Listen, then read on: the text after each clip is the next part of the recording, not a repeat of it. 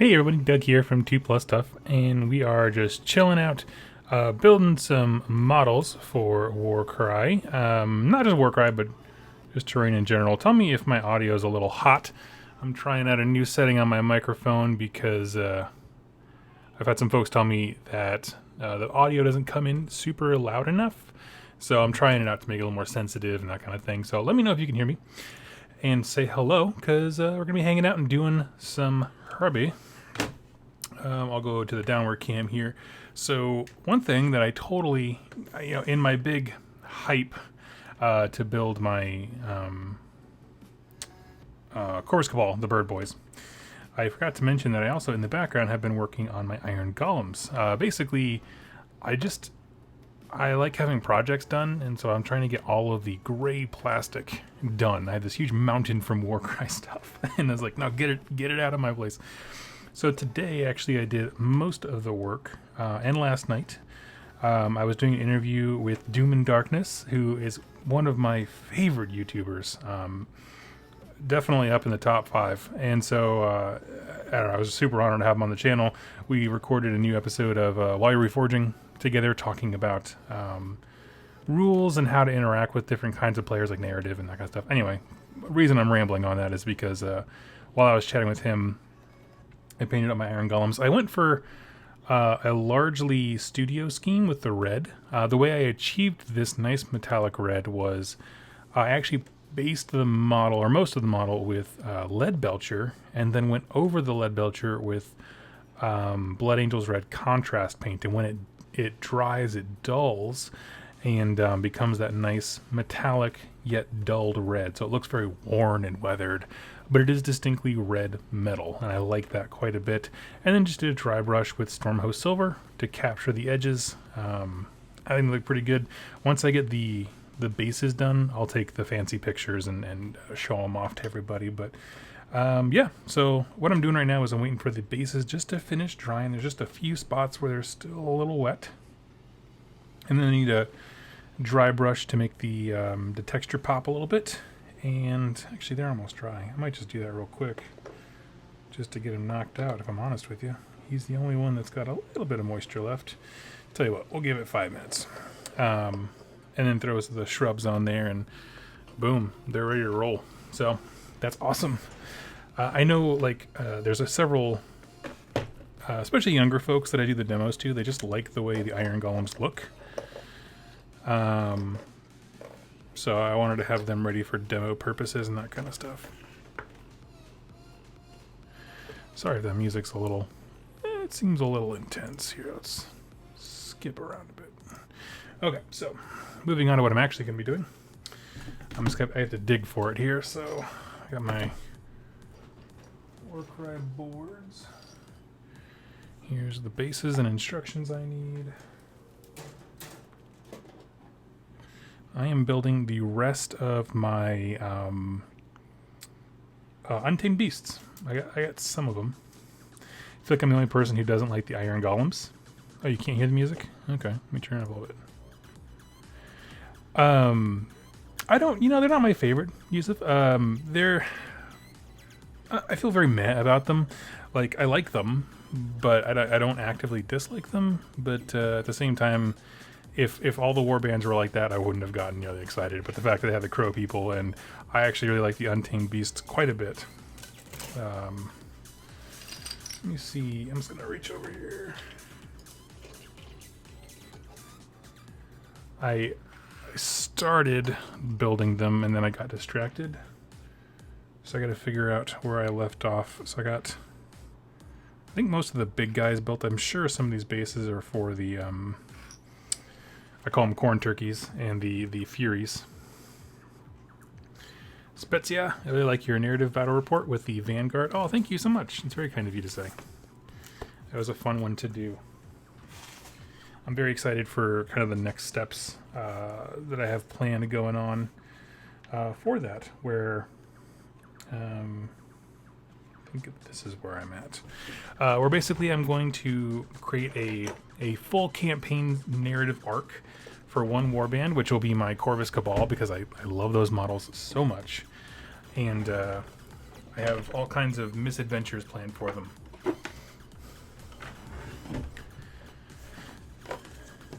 one thing I've already spoiled with people that I'm very excited to do is make my own rules and card and abilities for Korgorath and include him in my game. That's assuming that GW doesn't beat me to that, because I can't shake the feeling that that kind of monster is going to be in the game. Okay, so we need 1920. But tell me, Spezia, what's the? Do you have a favorite kind of warband, or if you're not into Warcry and you just like the battle report, that's cool too.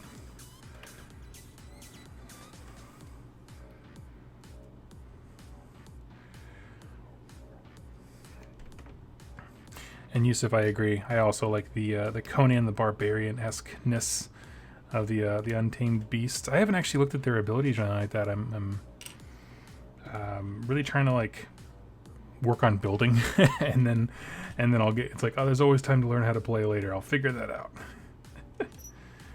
B22. I want this giant bone saw sword. Looks awesome. Oh, neat. Caught you live. Hello. Memphis is how I think you pronounce that. Forgive me if I'm wrong. Let's see. 32. Yep, so that would be a 28. So we need that. Yep, I am just... You know, I finished up my video that's going live tomorrow morning. And I was like, you know, the night is young. So am I. And I'm just going to sit here and build for a little bit. Let me turn my light more towards me so I'm not blind as a bat with a X-Acto knife. I'm starting to get into Warcry, looking at it. Love the idea. Your show got me into the main game. Oh, cool. Well, I really do appreciate that. That's always nice to hear, like, when someone's... And it's not just like for Age of Sigmar or Wargaming. It's just like when someone likes something enough that their love of it becomes infectious. Like, oh, yeah, that feels good. That's how I feel when I watch a Bob Ross painting video. I want to learn how to paint. I want to do that.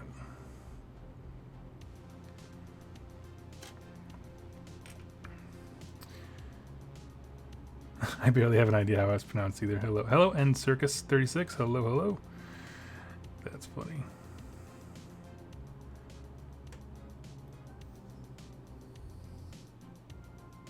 I hate that I bought a 2K point army now, and then Warcry has 8 models for a game. Oh, you shouldn't hate it. I certainly don't regret the myriad of armies that I've painted. And I'm actually looking at my next big project, even though I do prefer Warcry. I still get a kick out of painting the big stuff. I'm missing steps. That's why this isn't coming together quite right. That makes sense, everybody. Note to viewers, if you read the directions before you just start gluing stuff, it tends to go better. I forgot he had a back thing, so I was trying to make it work without, you know, a third of his torso. Like you do. What do you think of splashing Dark Oaths as Godsworn Hunt in with the Untamed Beasts? Yeah, I think that's awesome. I actually, for some of the models and poses, I think that the, oh, what are some great ones? Certainly the Dark Oath from Underworlds fit right in. I was trying to think. The War Queen's an interesting one, just because I haven't actually built all these models yet, so let me bite my tongue before I say that, but she doesn't strike me as like a good parallel for any of this stuff here, but I might just have not found that yet because I haven't built them all. I'm just looking at the ones I have. I guess this one she's in a running pose, but she has a whip. I don't know. Yeah, you can definitely kit bash her in. I think that they're certainly all the right human scale size. There's no reason they couldn't be made to work.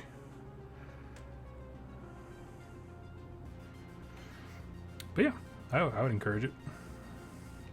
The Underworld Warband has some pretty great, like, direct, you know, this will clearly work. There's a guy holding a big axe, which is what I'm building right now, kind of thing.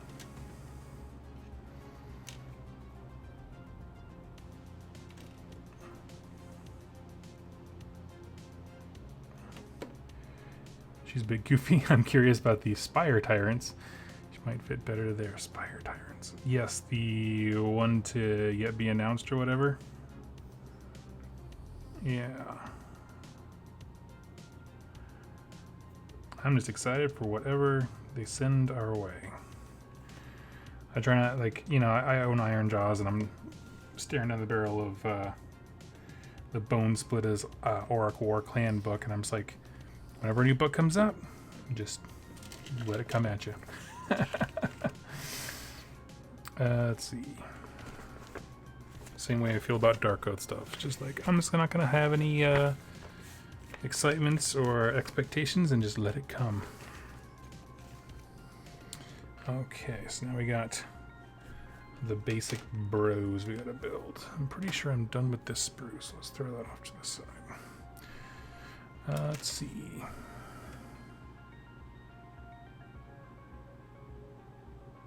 What do you think? Oh, we already answered that one. Kind of tough to build up warbands for some of the factions. Like you said, 8 models for a warband, but you like 3 to 4 of different types. Oh, I see what you're saying. Like you would buy multiple boxes and that kind of thing.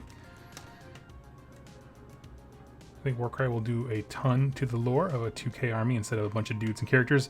We're making Warcry build a story into big army. Yep, and that's functionally what Path to Glory does as well.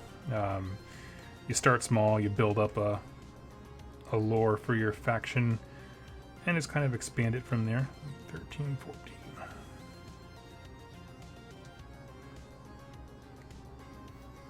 And that's honestly why I've always loved Path to Glory for that exact reason.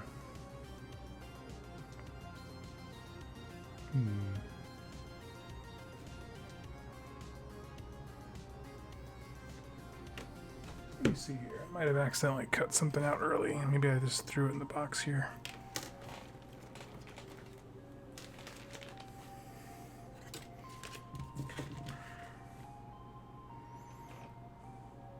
Nope.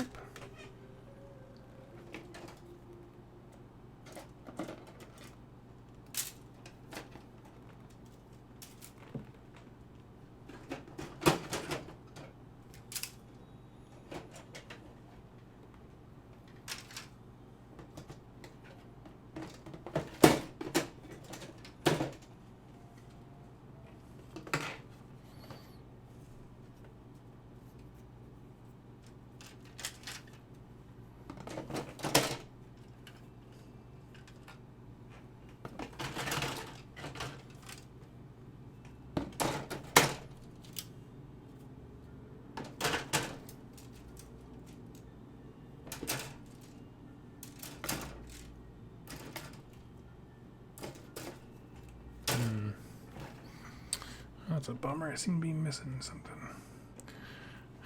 I think I accidentally cut something out early, and now I cannot seem to find it. That's okay.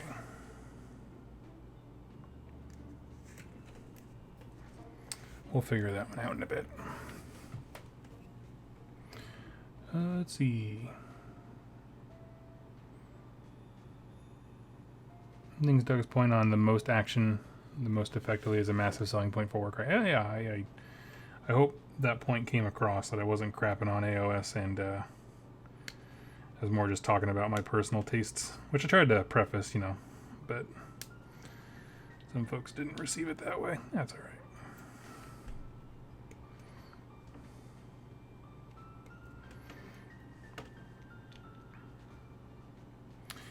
I misread that. I missed that point. No, Oaksan, what I was talking about was that for me, good game design boils down to the least work to having the most number of memorable moments between you and your opponent. So like those moments that make you go, yeah, this is amazing, and I'm having a great time, and laughing with people. That Warcry simplifies that, so we're not just hanging around rolling untold buckets of dice. Oh, you know, maybe I did already build him. I'm not crazy. And so the game streamlines that experience. That's what I was talking about, where it's just like, this is the simplest way to having those cool memories with friends. I like that kind of stuff.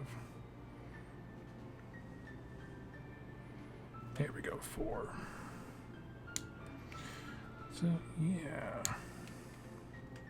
Off Sprooby, which piece? No, actually, I figured it out. I did them out of order, and I can't remember why, but The guy I thought I was missing, it's actually this guy. I already built him. So I'm cool. I'm already on the little bros. The plains runners. So we've got 5, 6, and 7, and 8. 5, 6, 7, and 8.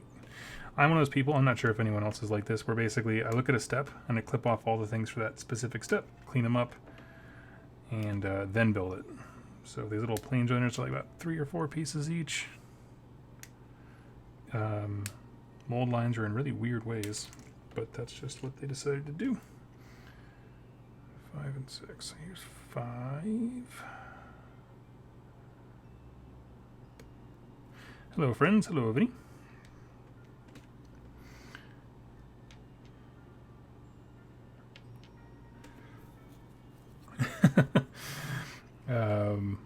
I don't know, and it hurts me to allow it, but it'd be awesome. That's exactly the kind of moments that I talk about. Where you're like, I don't know if you can do that, but man, that would be really cool. And I'm glad, I mean, you know, I put that video out, and like my very good friend who meant tremendous love was Jack from Really Ones. He's like, you know, just be careful with saying that one thing is better than another, because you don't want to like crap on someone who's just like getting into Age of Sigmar and they're really happy about that. And I was like, yeah, yo, you're totally right. But to that point, I also wanted to give an honest review of the game of just like, this is why I like it, and this is why at a time when I was in a real hobby funk, right, like I was losing all motivation to do videos, to play games, to paint anything, I am now not in that funk. I've painted more in the last like week and a half. No, not even longer than that. 2 weeks, because the game came out. Yeah, with like the terrain set and multiple war bands, and yeah. Everything sucks. Oops, that's your army. 12, 11, and 12. These are the last bits. So with this, I will have built, I think, all the war bands that I have. I still have some, I have one more box of Corvus Cabal I haven't built yet, but all of those I want to do conversions on, so that I can take multiples of the same unit and they all look very different. So, took here to make my night better. Rather than say something is better in terms of games, I like to say something is better for something specific. For example, AOS is better than AOS for fast budget games. Totally. And honestly, if I could go back in time, that's what I would have done, is emphasize that point. I think I made a pretty good point of listing out, like, this is why I personally am affected by this, because in terms of work and creating content and all that stuff. But I don't know. It's out there, and the people who have hated it were minimal. I got less heat for that video than Mini Wargaming did for their How to Fix Age of Sigmar video, so I feel pretty good, Sometimes you just got to sit back and be like, you know what? It was good enough. 2K battles are fun to watch. I think that some of them are, right? If it's like the right people, like the right personalities making each other laugh and having a good time, yes. But I'll tell you what, I watched some of those top table games at events for 40K and AOS, and it's just like doing your taxes. They don't talk, they don't interact. I mean, that's because they're so focused and in the moment, but yeah, it's for good reason. They're playing at a level that I will never see because I don't enjoy that, but as far as entertainment value of watching, I'm like, I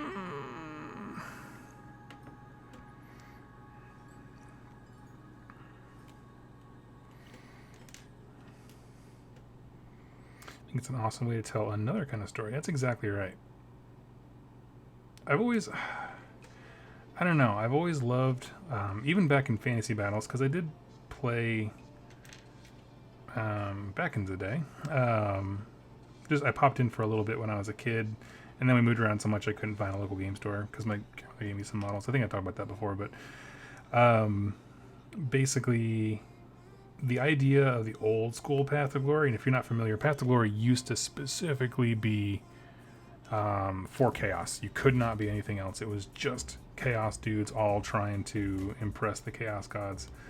And I don't know why that format has always just stuck with me. I was just like, I love the idea.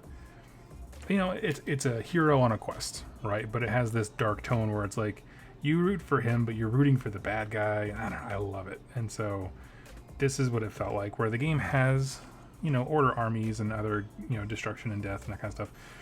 It has all the armies for them, or some representation from them. But at the same time, like, it's very clear, and I think very fair to say that Chaos is the central character of this design focus, you know. And I think it's awesome. I think it's rad.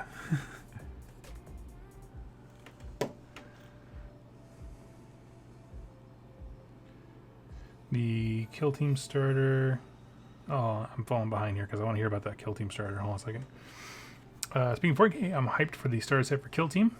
Kind of mad on Tau, but that's alright. I mean, I think Tau are just like the most convenient one to jam inside of the box. They've already packaged them for everything.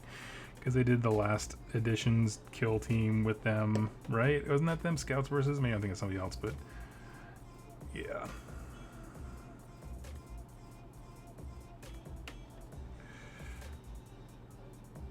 Let's see.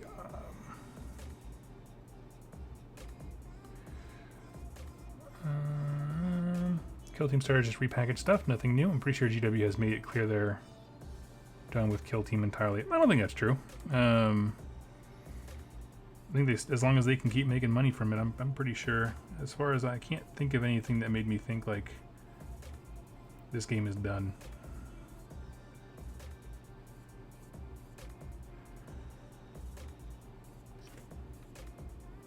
It's such a good format. There was an interview at a some gaming convention panel. I can't remember if it's Adepticon or what. Basically, that they were very happy that they finally reached a point where there's every level of play, meaning there's Kill Team, 40K, and then Apocalypse, and that all of them are being actively fully supported. So that's me think that they're, I mean, happy, and if they're happy, then they are going to continue to invest in it. As far as the two-player set, I'm on the fence about it. So I'm curious. This is a very small sample pool, but that battle report was not hard to make. Of the Warcry one that I did recently, and so I'm looking at, because of the size. That's 100% what it's about. And so I'm actually been considering like, oh, I could do this for Kill Team as well. And do some cool stuff there, especially because Kill Team would allow me to do, like, I have a whole suite of sci-fi effects that I have no use for because they don't really make sense with the content that I put out, but yeah, that could be cool. What's this guy's arm?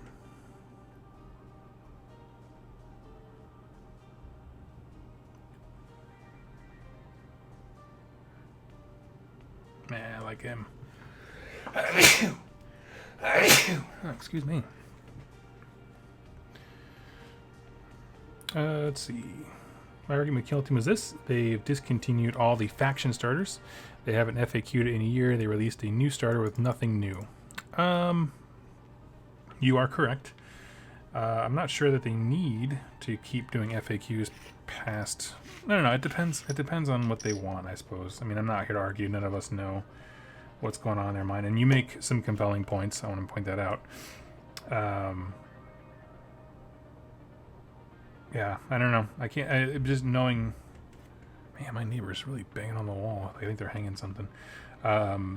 Just knowing that they are happy with having all three systems and knowing that that happiness can only be maintained if they support them continuously, leads me to think that there will be something at some point.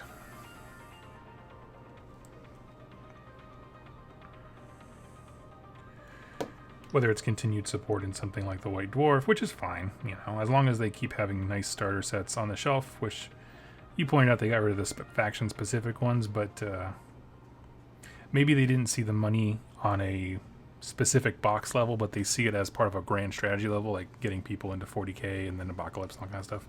So relegate it to being the book, the two-player starter set, White Dwarf support, and you know, splash in something exciting every once in a while. So yeah. When is Nova again? Nova's at the end of this month. And I am so excited. We leave, my goodness, like in less than a week or something like that. I am in 1 week. Yeah. Because we arrive Sunday night. So I am beyond excited to arrive. And basically my wife and I are getting there early because we're doing a late anniversary, 8 years treat to ourselves. So I'm very excited to meander around DC in ungodly hot weather, which is what I assume will be there.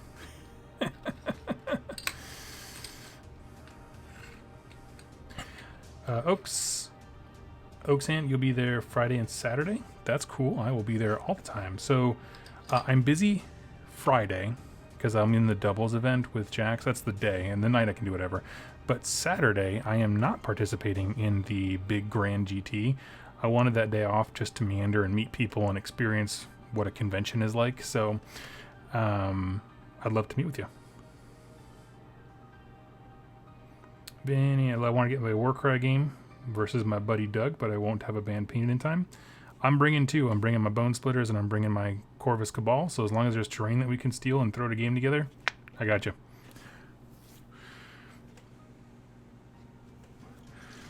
I thought I'd bring the Bone Splitters just in case anyone wanted to hang out. I might actually bring these guys. I don't know. The Iron Golems. I realized I said these guys and then they were kind of off frame.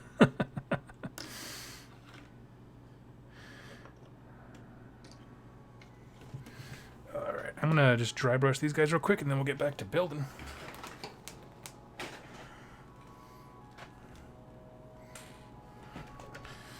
I'm actually super excited for the chance to meet,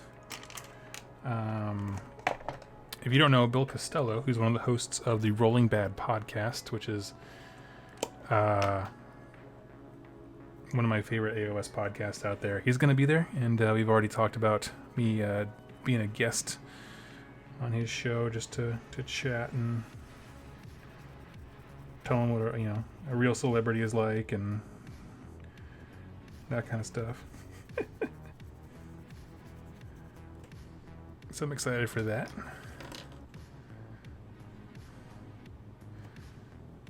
Let's see. To be honest, Doug, it's half the reason I'm going. Oh, well, thank you so much. That's so kind of you to say.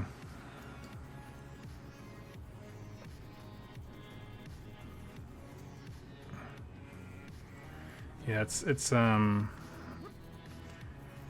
I have like travel anxiety. I tend to, so like trying to get myself to go out of place. This is a big deal for me, is what I'm trying to say. Like, I don't really travel very much. I tend to like to be a homebody. But I'm so excited, I realized that my anxiety about travel was robbing me of the fun that I also wanted to experience from meeting people. And so I just was like, you know what, I gotta make a choice. So that's what I'm doing. We're going to Nova.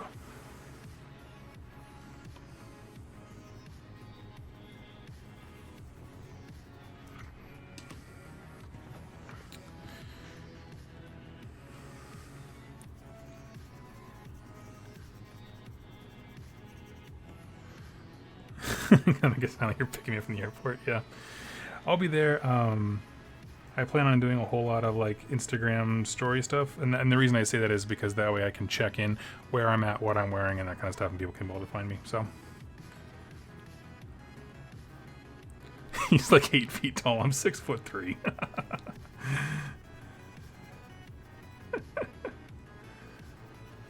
I heard. What is it? I heard he breathes lightning and farts thunder. Yeah, man. That's Doug Griggs. Folk hero.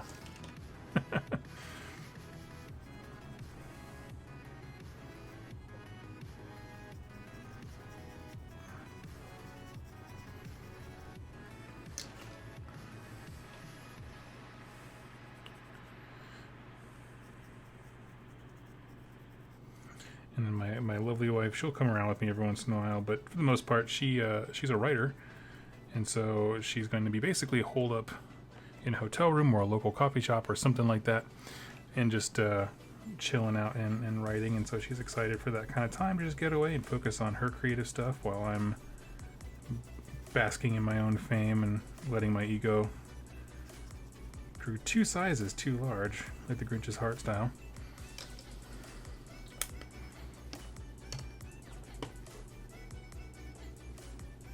We could make eye contact awkwardly. Yes, exactly.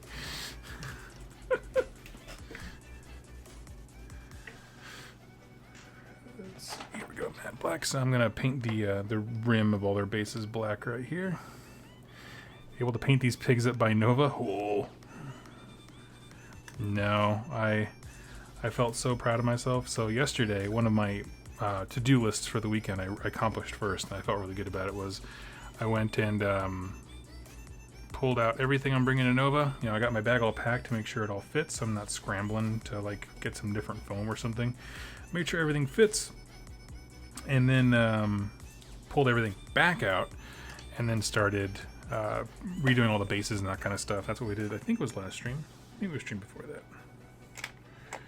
But yeah, so I'm done with the painting new things to come to Nova, and now I'm in my stressing about travel part, where it's just a matter of like, do I actually own socks, or do I just think that I own socks and always wear sandals?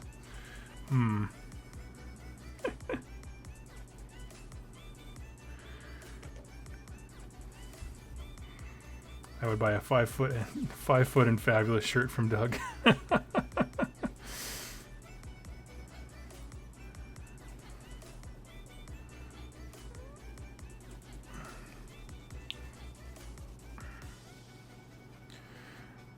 love it. Use What 3 Words app to find people at the con. Use the What 3 Words app. I've never heard of that. What 3 Words?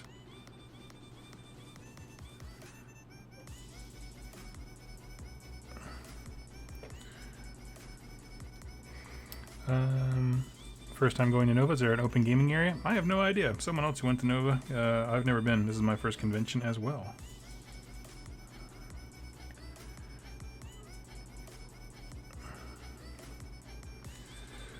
Let's see.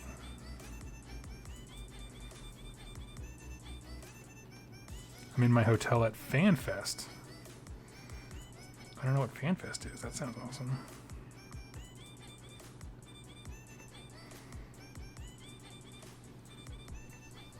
I think there have to be some open gaming spaces, because I've seen like sign-ups for like random like pickup games of stuff. Like, hey, there's gonna be a bunch of us hanging out playing D&D, you know, or something like that. Like, so there have to be some sort of open spaces.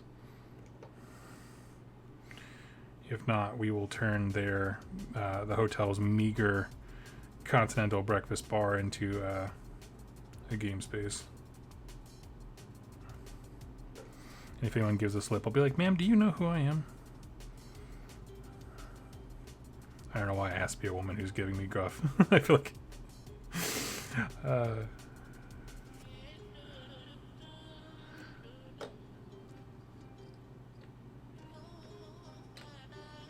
The challenge is really knowing how much money you're willing to spend and sticking to it. I gave myself a hard budget.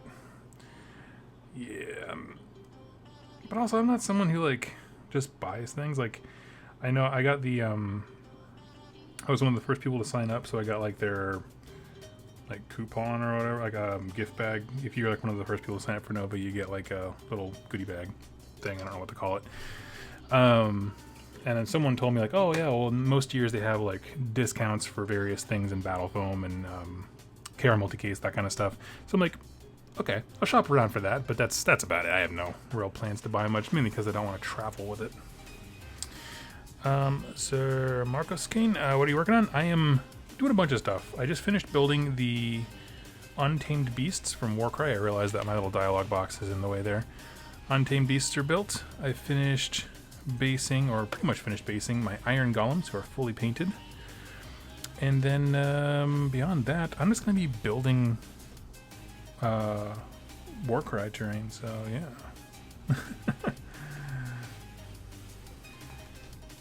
Let's see.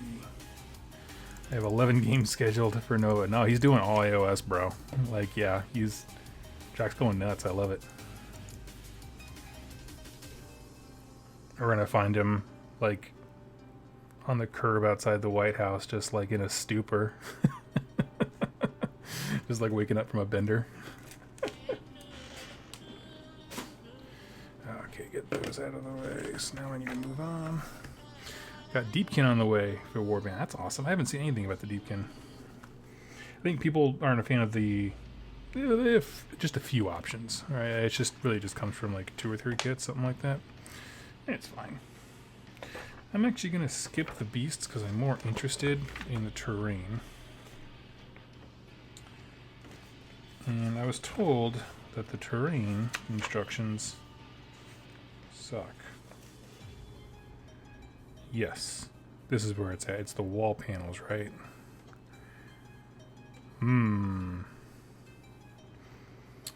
Hey Doug, any ideas on transporting Warcry train? Nope, I'm not gonna do it. I don't care if I have to use boxes and napkins to make terrain at the at the event. I don't know. I'm not carrying this stuff with me.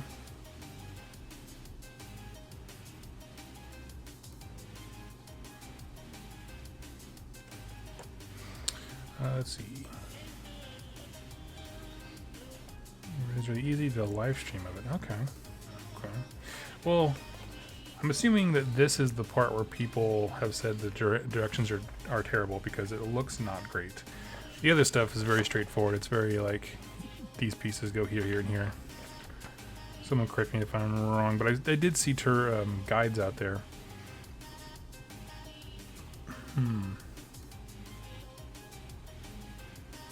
Just don't glue the stairs at all.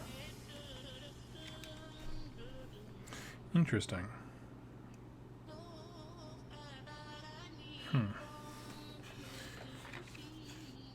What's the program you use that shows the chat box? I use Streamlabs OBS. Okay, well, maybe I will stick with the monsters until I can... I'll stick with the monsters until I can walk side by side with someone who's already built the buildings and do that. Because I'd rather take my time than do it wrong.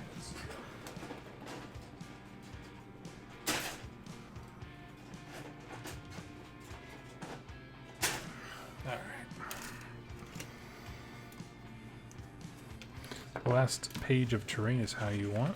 What's the last page? This guy here.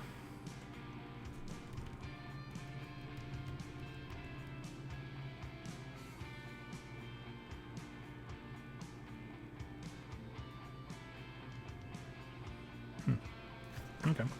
Well, thank you all. I'll read through that. Let's see. Let's build some corn turkeys here. Hell turkeys. So we've got doubles of these, right? Yep, 2. How many is this build? 6? Shoot, dang. Alright, you got those bases here.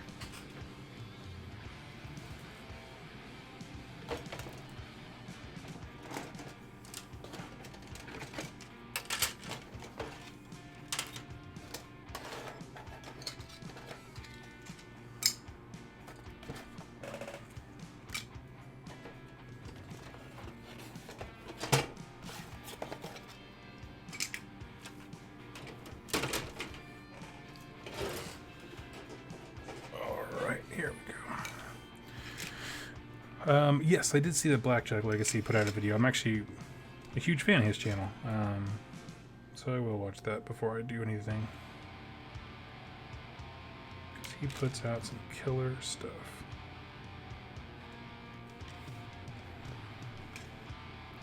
Is the Storm Vault just that Forbidden Power set reboxed? Sort of. It kind of falls in the middle, so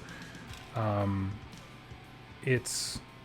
because they broke out the Forbidden Power terrain into multiple sets, so it kind of fits somewhere in between the second to the largest set.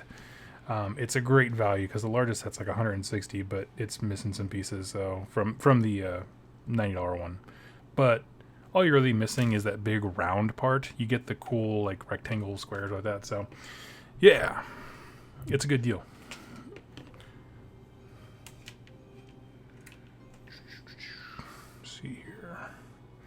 So we need 1, 2, and 3, huh?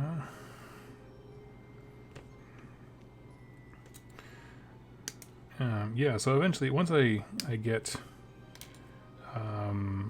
this terrain built and painted, then I will allow myself to check out the other stuff.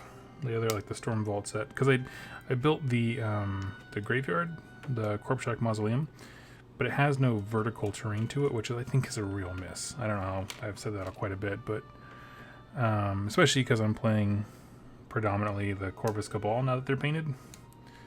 So having a faction that really, really likes being able to go up buildings and that kind of stuff, all of a sudden not have those things, oh, it's a real bummer.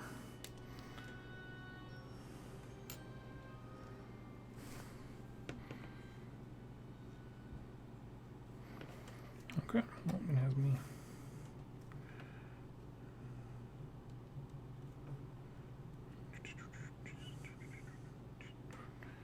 Doug, official thoughts on the Corvus. Got a friend that's about to play them. I only played one game. Things that I can say, and it was a asymmetrical like attacker defender mission. That was kind of rough on me. Stormcast pasted 3 of my guys round 1. I think they're going to be really good for objective play. Like if the point of the game is to go secure an objective, hold on to something, I think that they can grab objects, you know, and run away faster than anyone else because they can ignore all kinds of terrain and that kind of stuff. I like a lot about them. I'm not sure about their strength because they don't have much in the way of a hard hitter guy. You know what I mean? Like there's nothing there with like they can really punch face. For the most part, they're all pretty wimpy. You know, where like as opposed to say like the Gloomspite Gits, which are all pretty wimpy, except for the Squigs, who are like the opposite. I don't know. They're not wimpy in the least bit, and so yeah, I don't know. In terms of how they fit into the overall like power scheme, I'd say they're probably towards the lower end of the strength thing, but again, it depends on what the point of the mission is, because if you're playing for holding an objective, like I think few factions can do stuff better. Trying to think of what else. Oh, the ability they have to, so they have this ability, right? And anyone with a bird, there's a leader with a bird, and a basic grunt who can take a bird. And their unique thing, their ability they can use is that you pick a enemy unit within 20 inches, and that unit cannot make a disengage action for the rest of that round. And that's really important because all of a sudden you can take one of your chumps, chuck it at somebody, and it's like on a double, I think. It's not very hard to do. You pin somebody down for a turn. You get them stuck fighting something they don't want to fight. They might kill it, and that's fine. You know what I mean? Like, you have 9 guys. That's fine. Let them kill one, just to feel good. But you're keeping them away from the objectives and that kind of stuff, so. Yep, yep.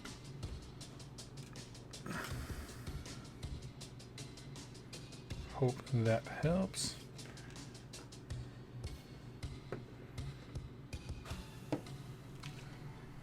And let's go ahead and do, since they're identical, we'll do them both, because why not? It's pretty neat. Messing with people's actions is still going to be a major part of the strategy. Yeah, and I think that's definitely their thing. Their thing is movement plus debuffs, right? If I had to like pick what I think that faction really embodied, which is cool, you know, it's legit. It's kind of Slash's thing.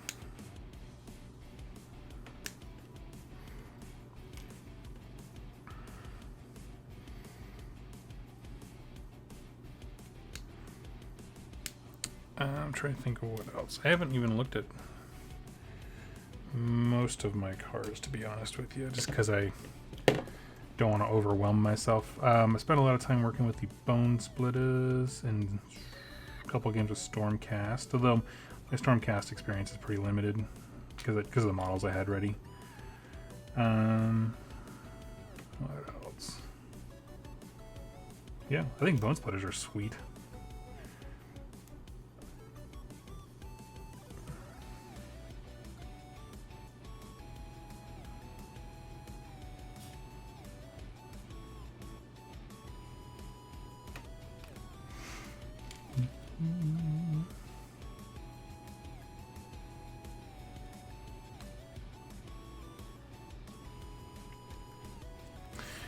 Funny gets using Boingrots can be just like Ironjaw's strength. Oh yeah, both fly. Yep. Yeah, I think Gits have some gas in the engine in that game.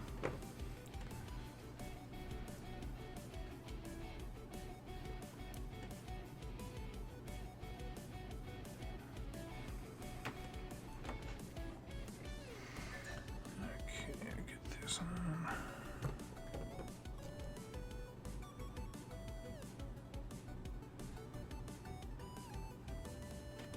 Take a sip of water here.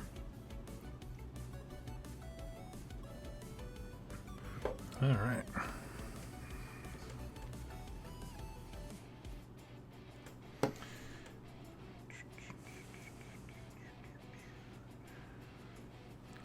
I'm not sure how much. Let me ask you these guys. Let me ask you guys this. How much do you see yourself using these beasts in your games?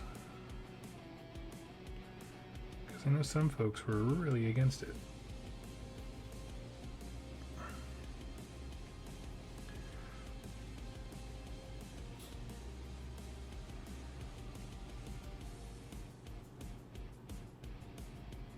Worried for Legion of the Gash Warband? Think of how fast a bad summoning mechanic could ruin this game. I'm not worried about it. The reason I say that is because their troops are the crappiest of the crappy.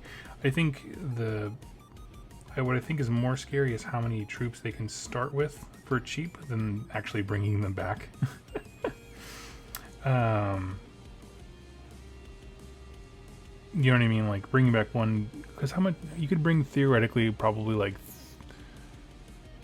3. I mean, reliably bring back 3 a game.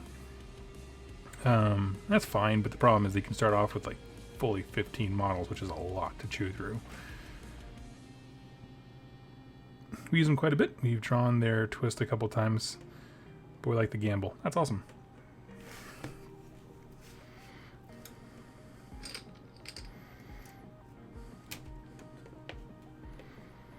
I'm not opposed to them at all by any stretch.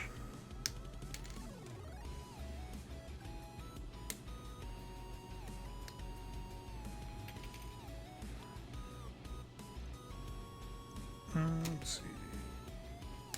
That for him. These guys have the goofiest Donald Duck looking face I've ever seen.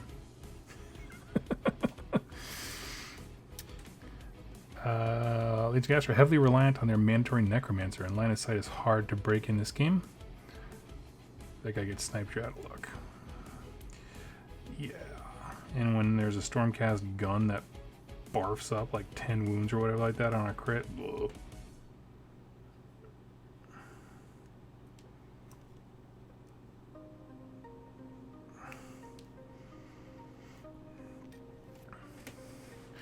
Doom turkeys, that's exactly right. I call them corn birds, or corn turkeys, but yes.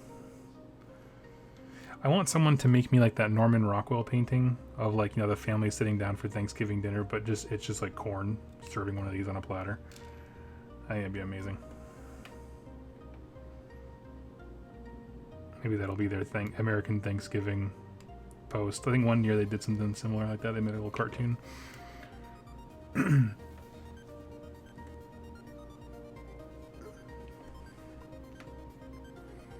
Painted the beak yellow, so it gets much worse. That's funny.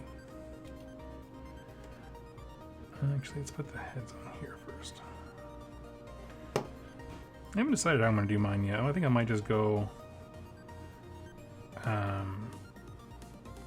black and like red. Like prime them black and then build up red as a tone into them.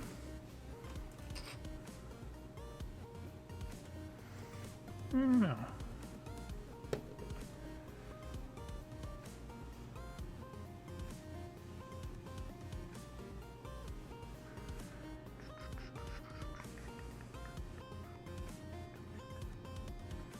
You know, 1 second to get back to the chat here.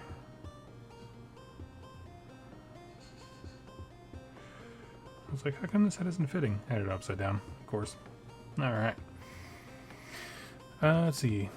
Deleted. Omniphage, I'm not sure. I have not looked at the corn stuff. Or the corn stuff, the Necromancer card. I have no idea what he does.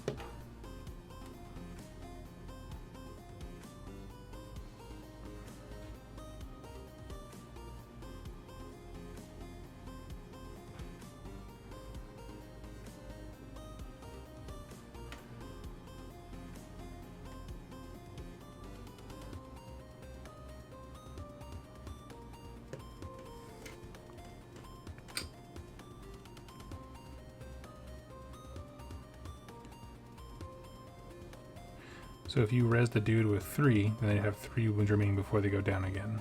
That's my understanding.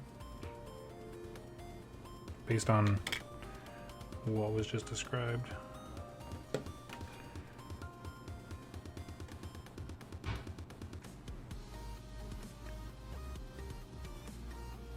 I'm sure that's how they offset how good having so many cheap models is. You know, when you get them back, they're not full up, so... How many wounds does a skeleton warrior have? I'm curious if anyone knows. I know 8 is kind of a representative of like the base weak dudes. I'm curious. No, I don't need the exact wording on that. I'm fine, but I'm just kind of curious about some specific things. I'm going to grab the rest of the cards here. I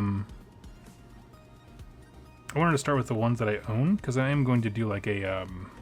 kind of like a Star Collecting Box series I did a review, so I'll talk about the abilities, the cards, the units, and the boxes, and the cheapest way to get into the army, or maybe the most effective builds, that kind of stuff. But I wanted to start with ones that I had actual experience with, so that's Corvus Cabal, Iron Golems, Untamed Beasts, Bone Splitters, Stormcast, and Iron Jaws. So yeah, that's quite a few. Content everywhere, like the little Buzz Lightyear meme.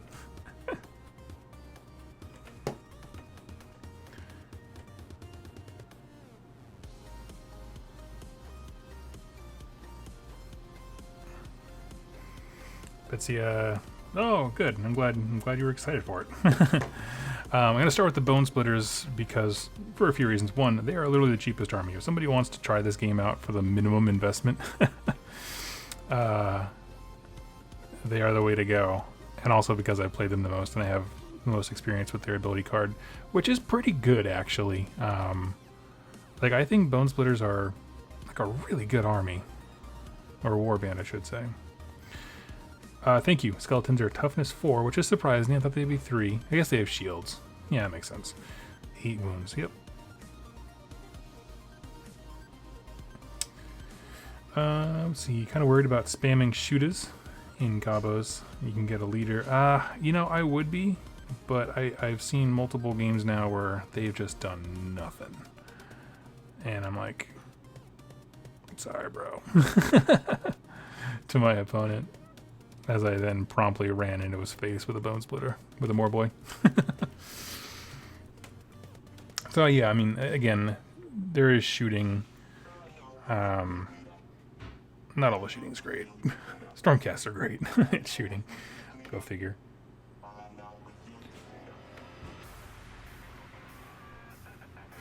After going to the tournament, I have a renewed vigor in wanting to play Fire Slayer. Sweet. There was one person in the tournament representing them, so I feel like making my 5 Magma Droth list will be fun. Yeah, dude. Oh, yeah, that's right. There's the one lodge or whatever that lets you do that. That's awesome.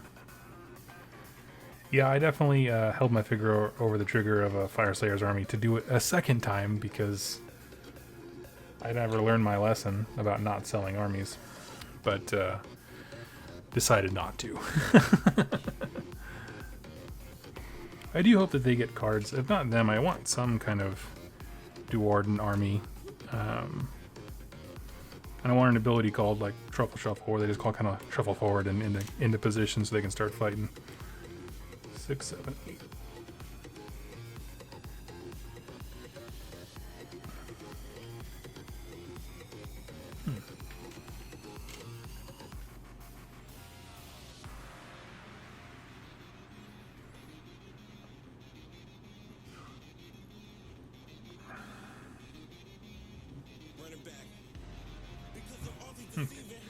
Come back to that in a sec.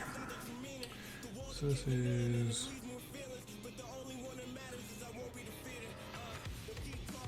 12, 11, 13. Okay, here we go. Hey Doug, hope all's well with you. Nice work on the Birdman. Thank you so much. Oh, and thank you for the stat line of the shooting. Yeah, I just haven't had anything. It didn't do anything to me. I know that by sheer weight of dice, you could fish for 6s and do some probably nasty stuff. Oh, sorry if the playlist is terrible. It's basically a free set of music that YouTube puts out so you can play in the background without getting copyright struck or anything like that. So I apologize. If you don't like it, please let me know, and I will go ahead and turn it off.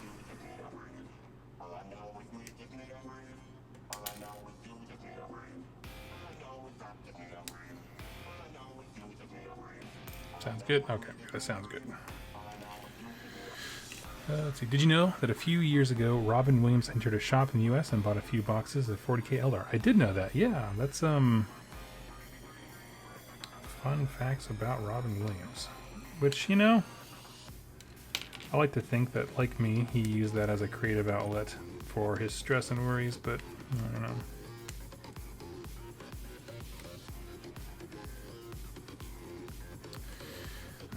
Doug doing Bob Ross talk, Zen model building, and some kind of dubstep. Yeah. So here's the thing, right? Let's play with this because you're gonna give me guinea pigs. So I'll go to the 1 second.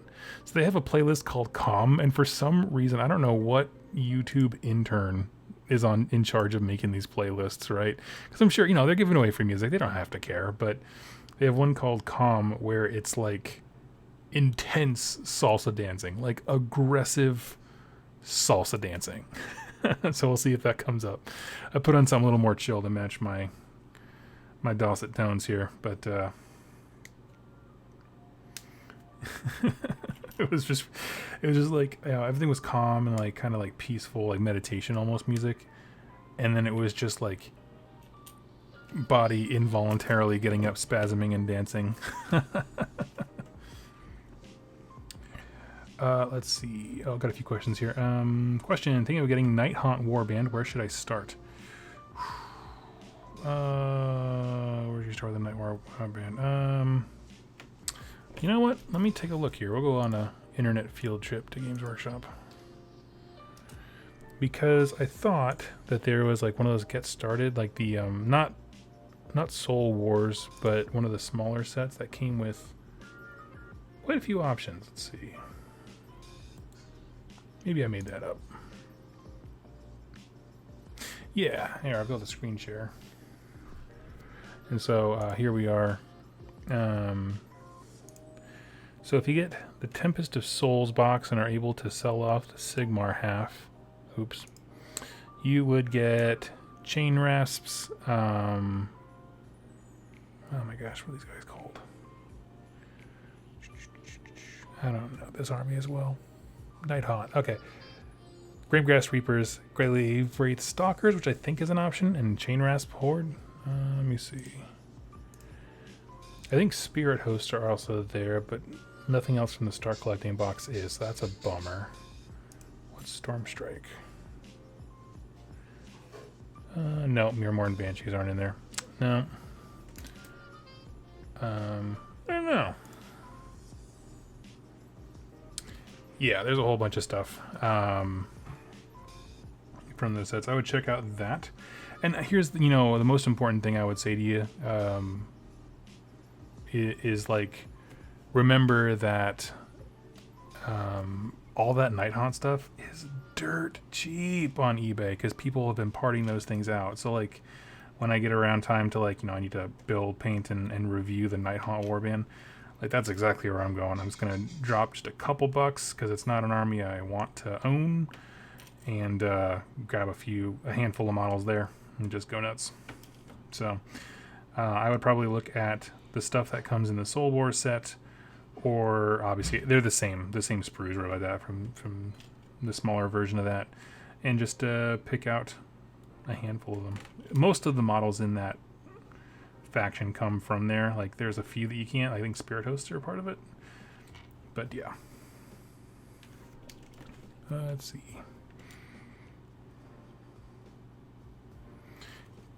Omnife is tempted to convert. Let's see, hold on 1 second. Oh, Joseph, a buddy of yours is playing in the team tournament as well. Sweet. I'll keep an eye out for them. And then you're going to try making some cockatrices out of Doom Turkeys. That wouldn't be too bad. I don't think. You got to get the base size right and maybe elevate them or something. But seeing as how they have no... I think they have War Scrolls in the game, but they have no meaningful presence, really. They're just kind of there. I would say don't worry about converting them too hard. Can't decide to go with... I'm just kind of jumping around, so I'm sorry. I kind of fell behind in the chat. Can't decide between Cabal or Unmade. I have Iron Golems right now. Any thoughts on them in the chart? In the chart. I'm not sure what you mean by the chart. Well, the Iron Golems are very melee aggressive, and I don't know anything about the Unmade, I'll be honest with you. I won't lead you astray on that.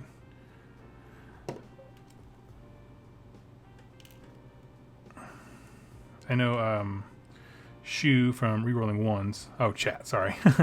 I know Shu from Rerolling Ones is really into the Unmade, and so I'm waiting because I'm not into the model, so I want someone to build them, and then we'll hang out and we'll play them, and I'll get a sense of what they do.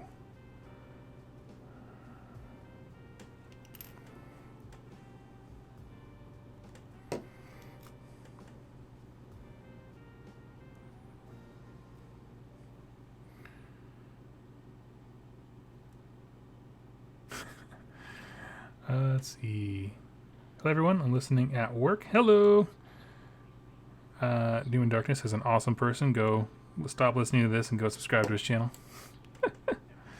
What's up with Fire Slayer elves, though? Oh, the Kurnothi. I'm of mixed mind about them. I really like the idea, like the design direction they're going. Not a huge fan of those specific models, mostly the faces. But yeah, that's all. Let's see here. Hey, I want that Centaur. I'm not sure how much longer I'm going to be streaming. I know my wife is graciously and wonderfully making dinner out in the kitchen here.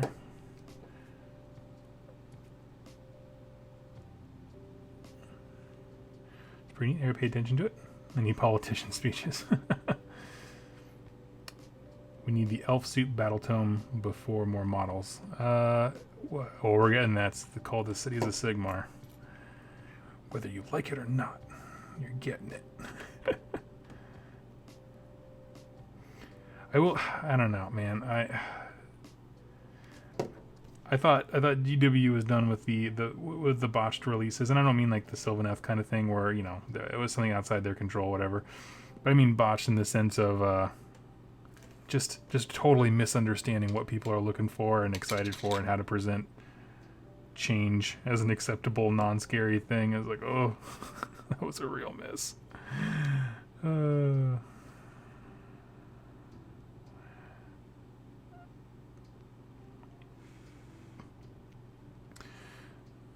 Let's see. What's oh, I already answered that one. Okay. Yeah, so I wonder if politicians do play Warhammer. I feel like once you have the ability to move masses of men, like in a real world sense through politics and that kind of stuff, the idea of plastic soldiers kind of loses its luster. Or maybe if you're a retired politician, you miss that feeling and you go back to playing with toy soldiers because it gives you that thrill of holding someone's destiny in your hand. I don't know. Question. Have we talked about the new Tithe of Bone teasers? No, actually, that's a good point. Thanks for giving me a topic. So basically, today, if you haven't seen it on the community page, you should go check it out. There's a cool... I love their animated trailers. Love them. For armies, like the little lore bits they throw in there. I wish they would do more of it. And, yeah, the one for today, there wasn't a lot of information given. But the assumption is whatever being Nagash freed from... or I guess Lady Hollander freed, but for Nagash, freed from the Midnight Tomb in Forbidden Power, is back with an army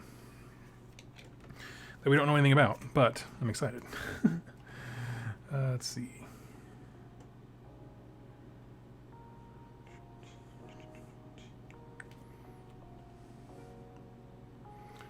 Give me 1 sec, I'm just kind of looking for the right beak.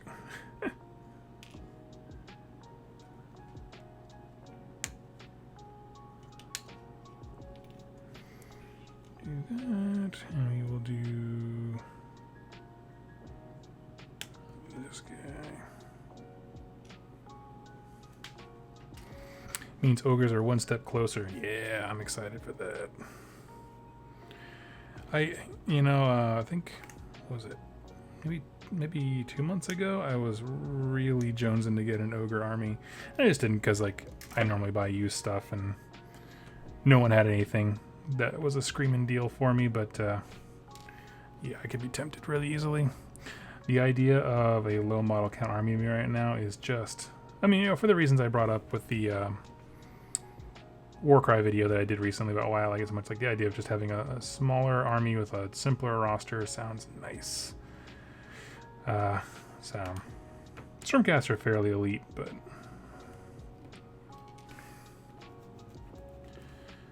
there are let's see.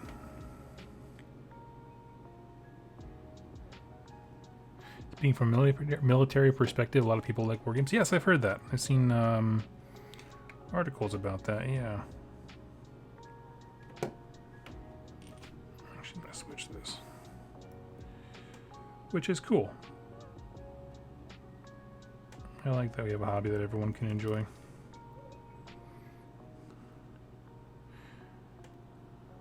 So, yeah, I am going back to ogres. We'll chat about that for a bit. So, yeah, I'm really excited with the idea of low model count armies. I'm not sure if they'll add anything to the line outside of the Tyrant. I highly doubt it. Because that just seems to be the way they've been doing things. They release a 2-player box. They have a hero in there that, of course, you have to buy that specific box that each country gets 1 copy of.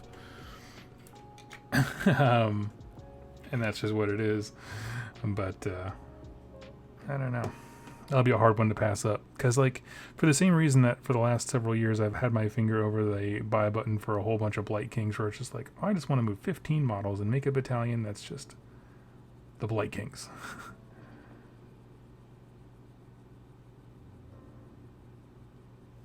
Which I'm told wouldn't be the worst thing, but...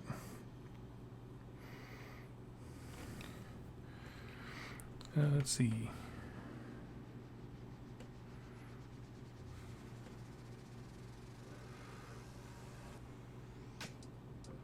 Heard they might try to do a dual kit with the Butcher. That'd be cool. I'm down for anything. Okay, so that is it for this.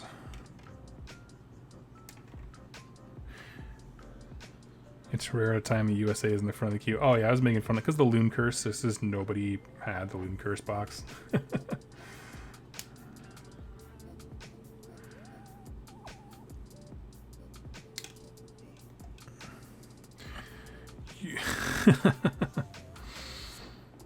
I dig the patriotism.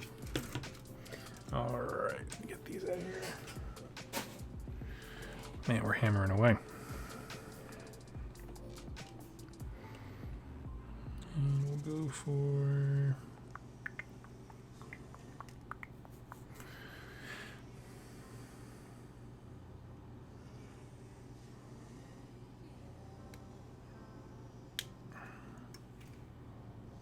Alright.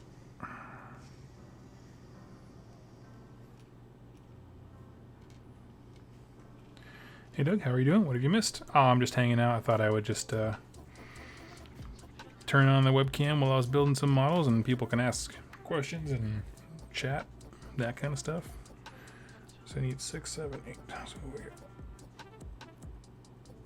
got here's 6.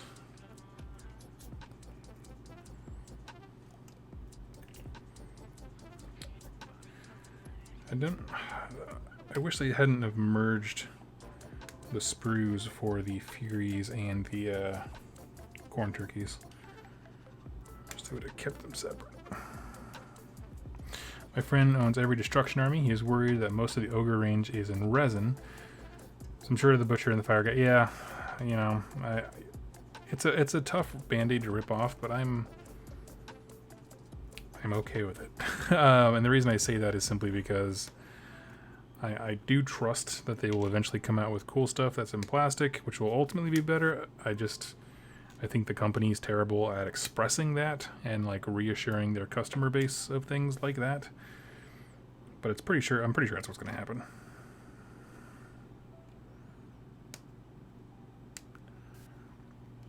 Communication has never been the strong point. And so does Doom and Darkness thinks that's also a concern, and I think it certainly is. And I was actually just listening to Breaking Bad, the Rolling Bad podcast, and one of the hosts, Ulrich, pitched to his co-host like, what would happen if they did that to Seraphon, because he's a Seraphon player, and it's just like, yeah, man. I mean, if you're gonna do the real purge of getting rid of like Finecast and kits that you don't want to sell anymore, like there's some models to be purged for sure.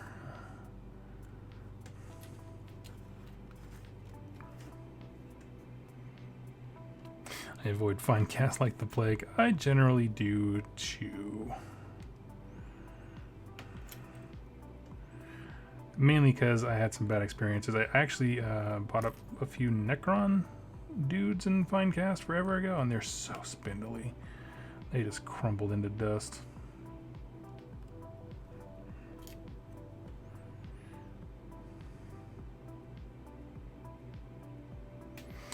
What do you guys think of GW's trend of every single kit being monopose as of late? I've heard some opinions both ways. For me, I'm okay with it, provided that they continue to put out lots of poses. So for example, like I don't care that these 3 like plains runners, I think they're what they're called for Untamed Beasts, I don't care that they're monopose, because they're all in different poses, and they've made it so that if I want to, as a collector, I can easily, because they all have like wristbands on, snip it there and then put a different arm on. So like they've made customization easy for those of us who really, really want that, in terms of like how they set up the mold lines, and you know, where having a wristband with that nice perfect seam is really conducive to that. So that's fine. So like I don't mind them being monopose so long as they are in dynamic poses. And for the most part, they do pretty good. Like the big box of chain rasps. I think the problem runs into is when they make a unit so effective rules-wise that people want 9 of them, and they all look the same, right? Like the number one reason I'll never run the Beast of Nurgle battalion in Maggotkin is that I don't want 9 Beasts of Nurgle that all have, like, you know, the dumpy looking dogs that have one paw on the ground, one paw up. Because a couple of those look cool, a bunch of them don't, right? They all look too samey, even with different heads. So yeah.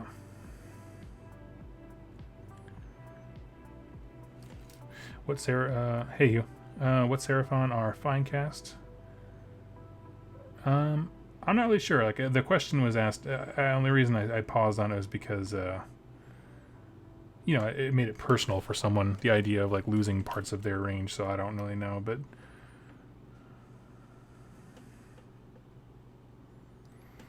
yeah. Foot Heroes or Sunblood Eternity. Okay. That's one of my big thoughts with monopose, just inevitable lack of variety. Yeah, you know, in games like Warcry, where you only have so many dudes and that kind of stuff, like, yeah, it's fine. You know, it doesn't matter. But when you get into the bigger stuff, like, my go-to for talking about monopo stuff is actually Plague Marines from 40k, where their arms lock in a very specific way. And Plague Marines are a unit that, in theory, you would want a bunch of. And so, that one's a bummer that they're all so samey. Or, like, they can only be built in certain ways. But the problem is, I go back and forth in my head, because the other thing is, like, well, what do Plague Marines do outside of just stand there and hold a frickin' bolter, right? And that's all the monopose ones do. So it's like, is this really an issue? I don't know. I don't have a solid answer.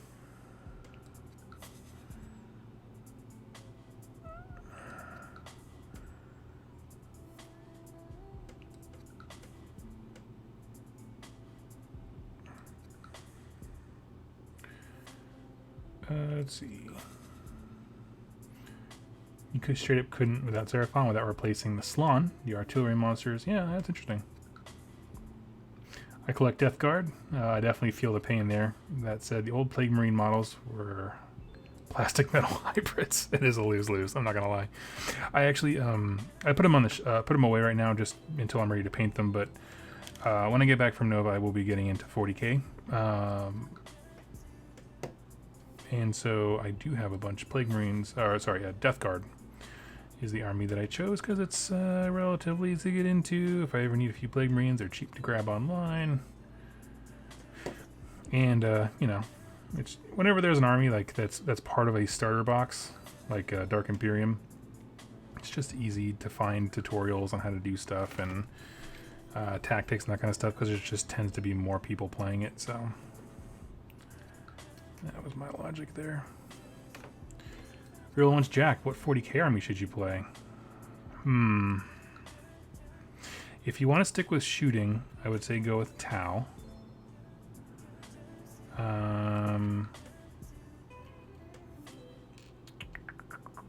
Chaos Space Marines with a focus, and then taking demons, because you have so many different kinds of demons, might be a good idea. Plus, Chaos Space Marines are really cool looking right now. Doom and Darkness just built Thousand Suns. That's right. That's awesome. I have always forced myself to stay away from Thousand Suns because my buddy Ben plays those, and I don't want to step on his feet because he's one of those people that is like the anti-Doug in terms of he's been playing like Salamanders, like dedicated Salamanders player for many years, whereas I burn through armies and I lose interest and sell them off. So I never want to do anything that steps on his toes. So yeah. See you later, Hugh. And Jack, Chaos Space Marines, Demons, and Chaos Knights. Yeah. Yeah, Tau's cool. Tau's for the shooting. I don't know anything about them, how they play, but I know they're a shooting army.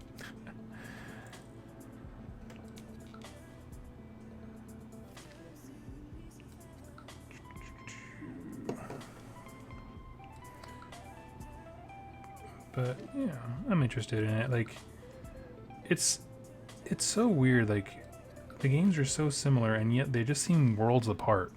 You know what I mean?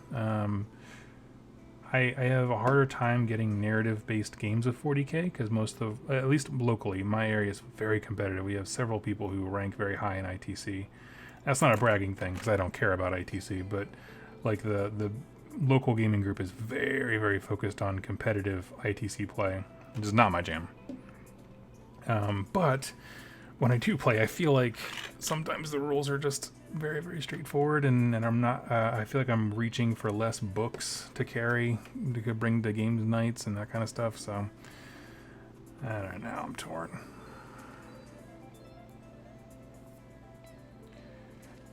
Spezia, I'm also leaning towards demons as well. Like I think I have some. I think I like the Dark Imperium set and a few extra things for Death Guard, but I think for a bit I'm going to expand into demons so I can play them in both game systems for sure.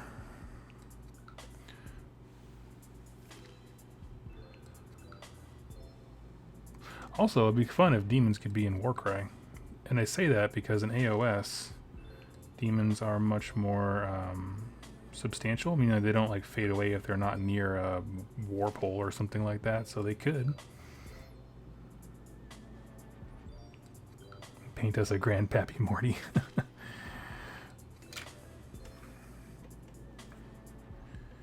Wish they did malign sorcery cards, like War Scroll cards, covering the rumbles. Yeah, there's a whole bunch of stuff they could...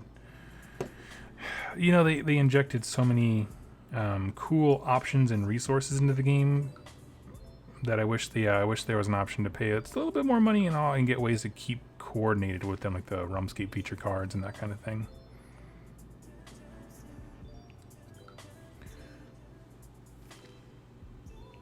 Do you have a favorite way of carrying armies around? Recently got Pluck Foam, and I'm really not clicking with it. Right now I use a KR multi-case, which is Pluck Foam, but theirs is designed in a really strange way. So instead of just being like a grid of squares like other Pluck Foams that I've used before, they have a few different designs where some are unpluckable and some are not, and so you choose basically the dimensions roughly of your model.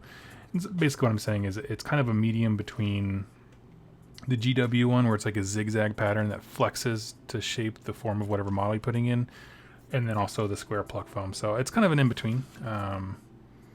Never had any issues with it. It's been nice. I like the hard cases that you can put into a backpack, that kind of stuff. And drop a Scarbrand into that bad boy.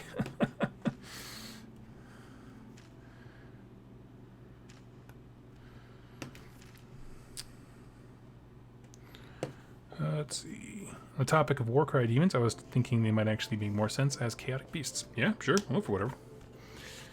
Up for whatever. Okay, then we got these gargoyle loser guys. Furies.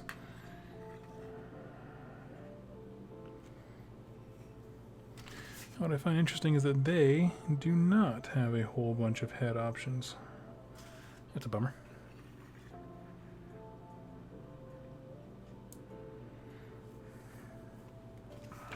Alright.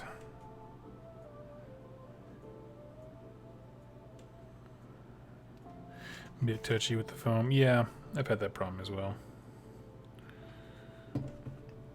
I mean, I've come a long way from just jamming everything into a shoebox and letting it all get crushed.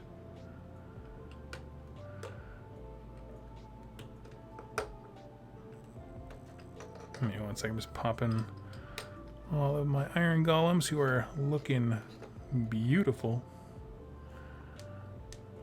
Sweet. Tell you what, we'll pause on this. Grab some glue.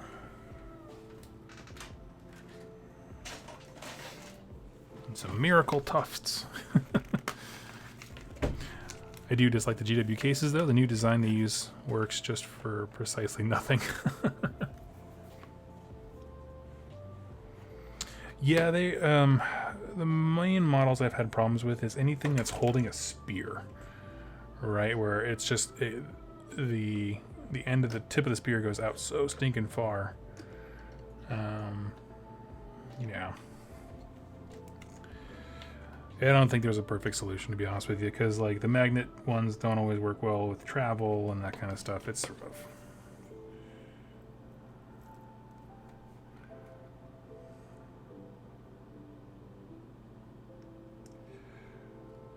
One of the guys from 40K podcast, Independent Characters, he basically has like travel stuff and local stuff. So he uses magnets locally, travels with big old case like foam and that kind of thing. So I'm like, that's probably the way to go. Just assume that it sucks no matter what and give into that.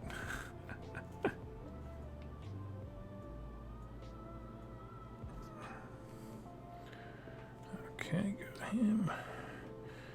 I've grown fond of Felder stuff. I used to have Felder cases, yeah. It was actually one of the first cases that I bought. I was like, I felt so flippin' cool that I got that. I was like, I'm a real gamer now.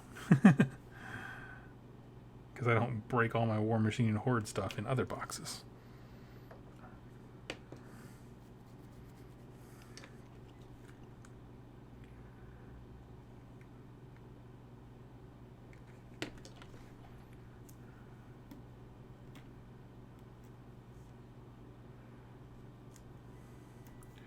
You guys ever play War Machine Hordes back before? I'll just make some conversation here.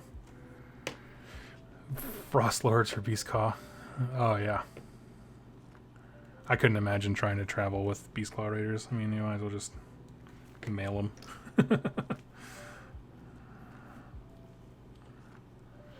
Because you get into that same territory like the person asked before, like, how do you transport terrain? It's just like, I don't know, man. That's a big one. That's a big ask.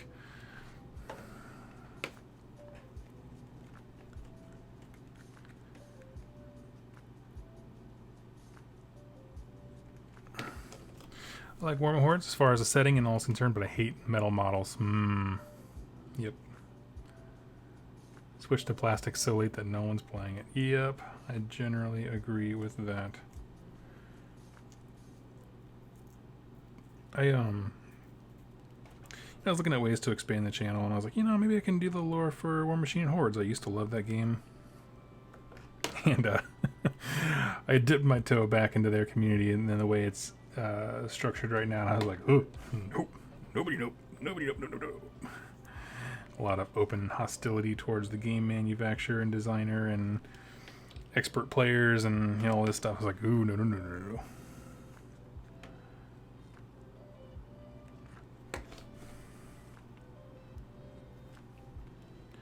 I will say I do like their Twitch channel when they do painting.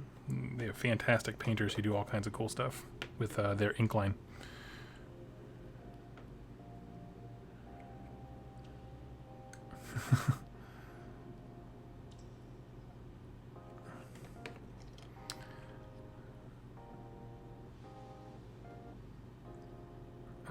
Actually, can you expand on that? I glance at the PP on occasion.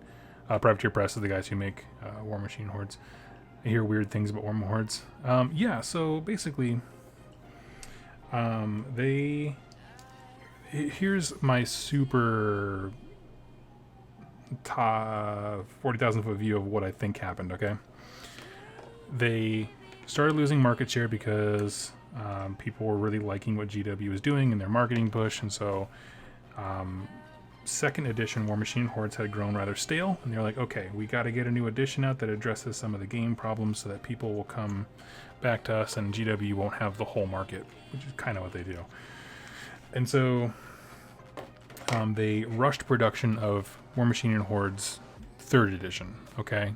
When it came out, there was a lot of problems.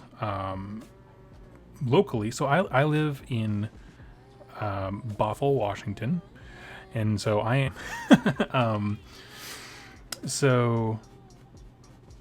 they released stuff, and people here in the hometown of the game manufacturer or designer couldn't get resources for it. Like, they were supposed to have all new cards to make your existing army work in the new thing, kind of like indexes, right? I mean, that's basically what it is.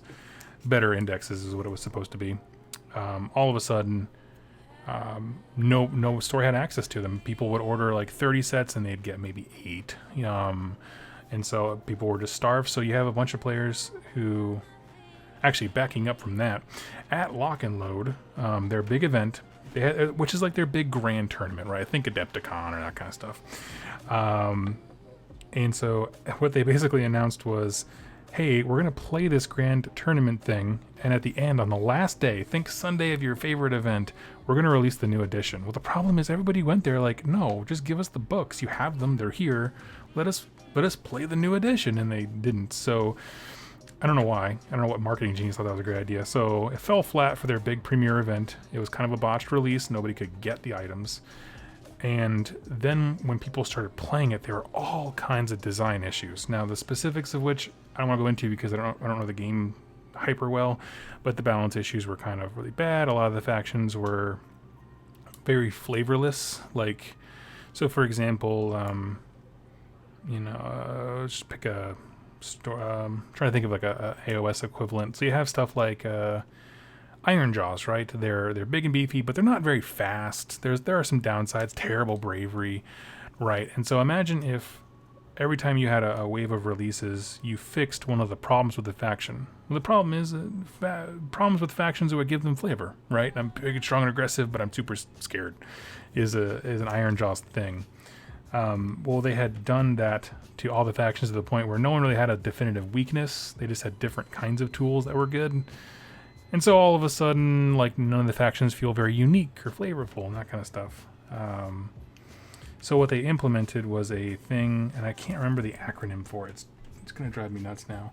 But basically what they do is, imagine for AOS, I'm going to translate it here for you. Imagine in AOS, they said, hey everybody, GW came out and was like, you know Blades of Corn? How about this?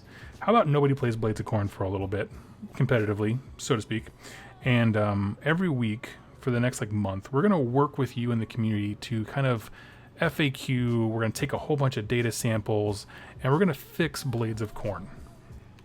Now on the surface, you might think, well, that's awesome. The game manufacturer has direct feedback and communication, and you know, they're improving the game army by army, and that sounds really good, and I totally get why that sounds good.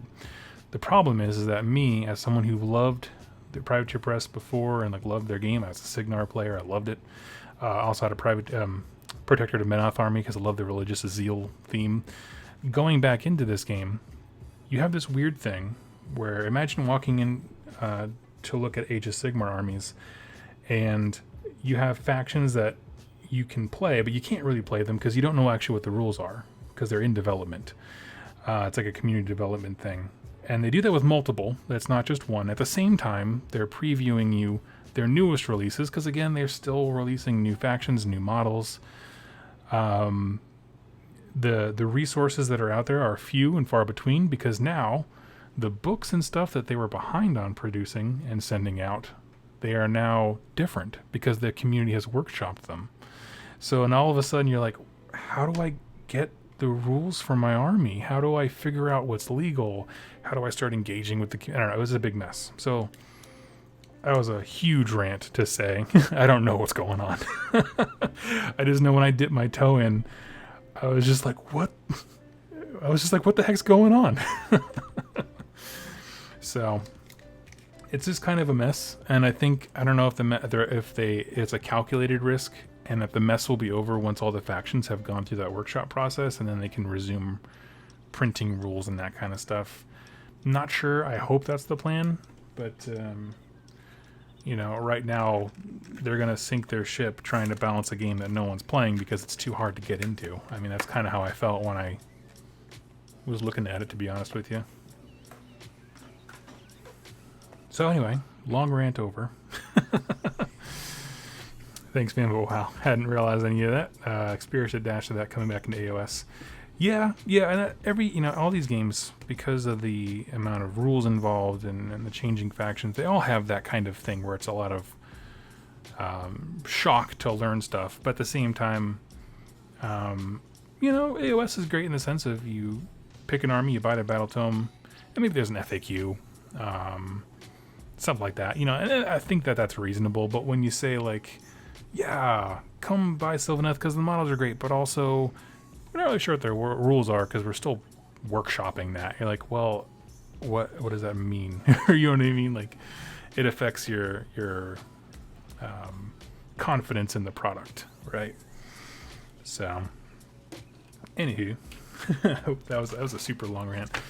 I really hope them the best. I don't want another game. I want GW to have competition because it makes GW have to work harder to make us happy. So I like that. I also want good things. I don't know anything about, is it Weird Miniatures you do Malifaux? I don't know anything about them, but I want them to do really well. Actually, come to think of it, that's exactly what's happening with 40K Sisters right now. And you are correct. The difference is they've said, hey guys, even though the metal models exist, many people are not buying them. So they have announced that a whole new model range and a whole new product is coming. And we're just talking about the rules, right? The difference is they are not trying to get anyone into 40K by buying Sisters of Battle right now, right? And that's the difference, is like, it's this weird sub-army that they don't promote very much for that reason. They don't promote the metal models very much at all. But us who are in the community get to be a part of that process. but at no point are they like trying to drive sales. Whereas if they're workshopping, Signar or Kador or Circle of Ouroboros from War Machine and Horrors, like those are like the main factions where it's like, come into this game and you're like, no. So at the prices of the Wizards of the West Coast minis, though. I never West Coast minis. I don't know what that is. If somebody wanted to compete with GW, they need to release a game that allows for customization. Right now, competitors want you to make the models their way, or you can't use them, and that's true. Are they pre-primed? No, they're not pre-primed. Oh, the D&Ds. I don't know. Some of them are.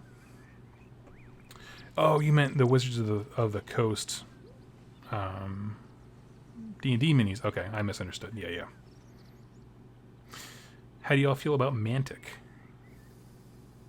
I don't feel about Mantic. Let me think about that. I like that they have a niche, like all the people who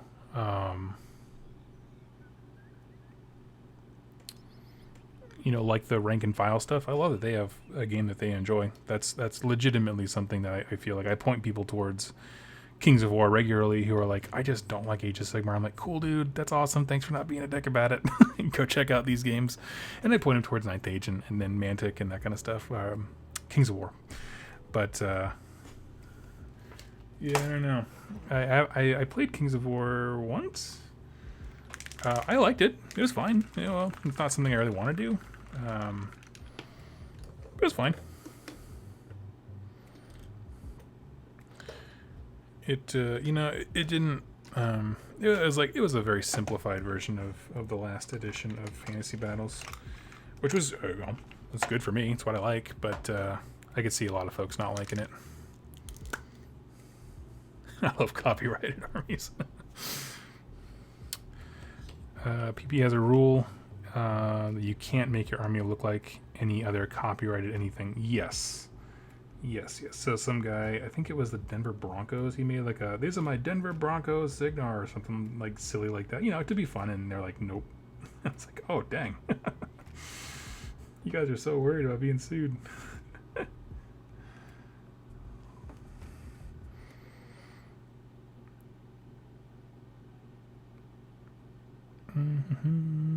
Yeah, as far as Mantic goes, because they do other stuff too, right? Some of their I'm not a huge fan of most of their models, if I'm honest with you. No particular reason. I think there are better sculpts for some stuff, except for their zombies. They win in the zombie department because GW's zombies suck. They just look very goofy. Whereas like the Mantic zombies, if you've not seen them, like go check a look. They're awesome. Yes, GW is all about copywriting things right now, and that's fine. I think it was could have been a more professional turn from not caring about that to caring about that. But I think the fact that they care is not really a problem.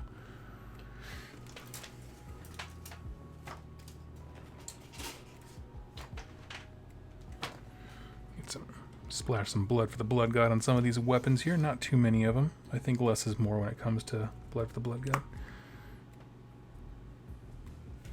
Sweet, got some bits from that. Decorating your zombies, I love it. Or your Flesh Eater Court, sweet.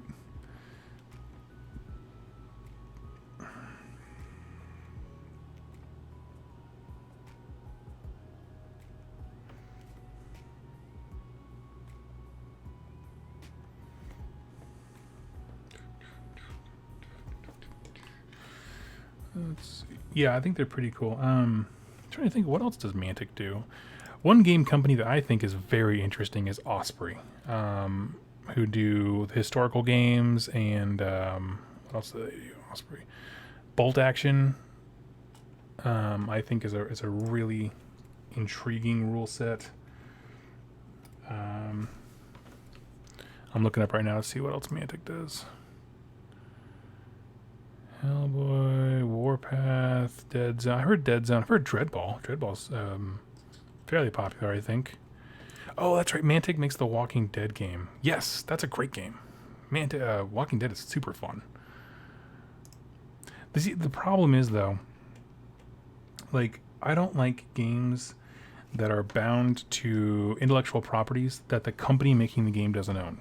By that I mean, like, what happens when the Mantic license on, The Walking Dead runs out? Is your game no longer supported? Is somebody else going to take it up? I mean, I had the same qualms with X-Wing. Oh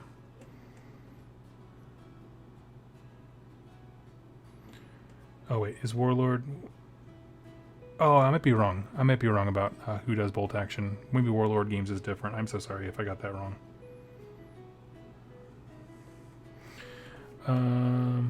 Mantic did Mars attacks. Frostgrave. Yeah.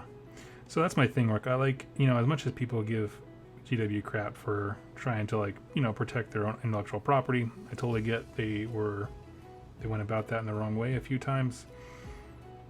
I would prefer that over, like, one day Disney's gonna look at who's the company that puts out X-Men? I can't even think right now. I don't know why I'm so tired. And be like, hey, maybe you don't need to do that. Fantasy Flight, you don't need to do that anymore. And they're just that game is just gonna be dead. And like, what?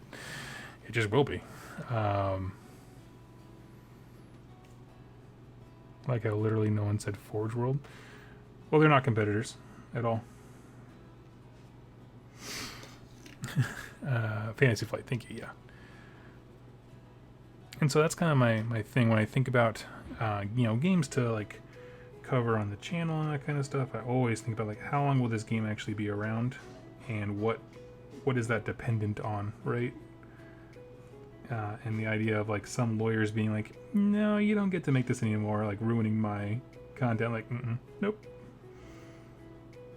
Don't like that.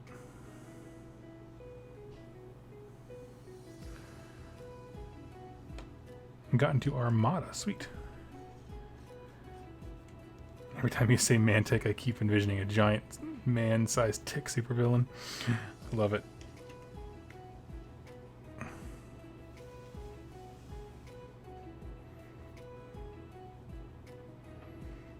Catalyst Games, I think, are the ones who make BattleTech. Never heard of that. Oh, I've heard of BattleTech, but I never heard of Catalyst Games.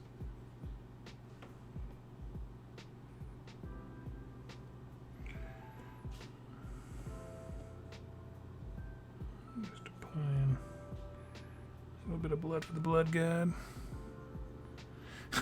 GW's Lord of the Rings game stares dustily. Yeah, I don't think that game's going anywhere. I have no love for that game. Not because I think it's a bad game. I've heard great things about it from a play perspective, but it just, Lord of the Rings just doesn't intrigue me as an IP.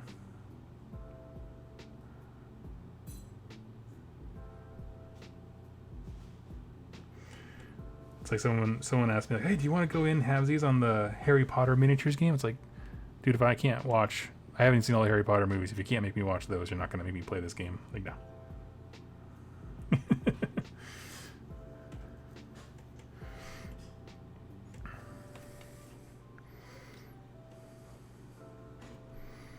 Battletech's lore is more detailed and specific, but smaller in scale. Sweet.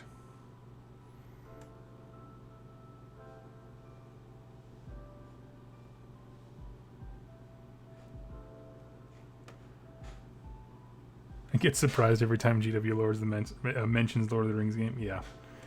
Oh, you guys are still doing that? Way to hang in there, buddy. You kind of give it that little condescending. Good job, man. Way to stick in there.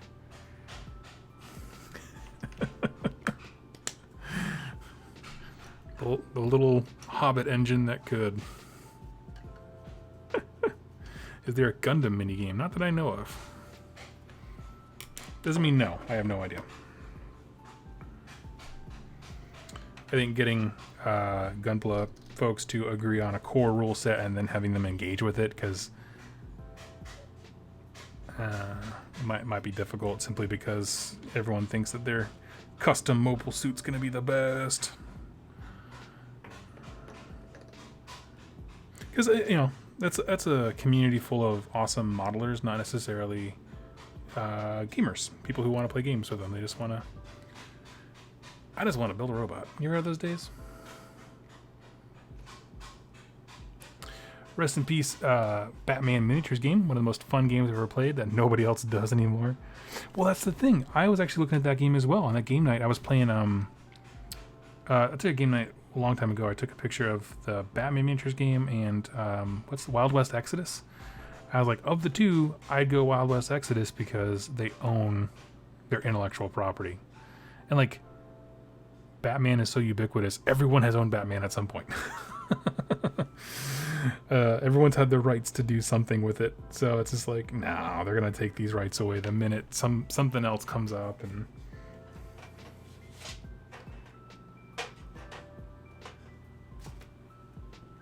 let's see, I'm looking for a paint here.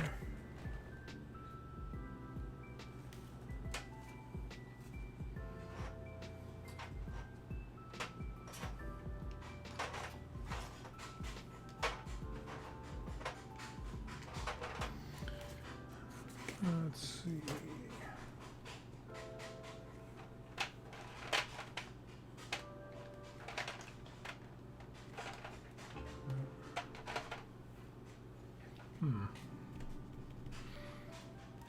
Can't seem to find my contrast red.